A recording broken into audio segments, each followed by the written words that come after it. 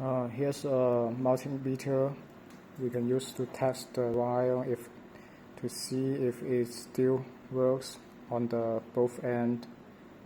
We have 2 pins from the multimeter, 1 and 2. I have connected to the wire, and I turn it to this channel to test if the wire still intact.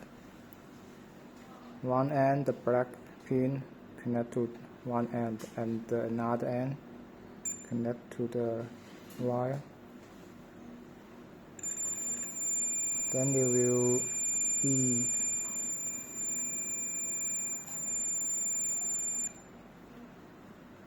okay.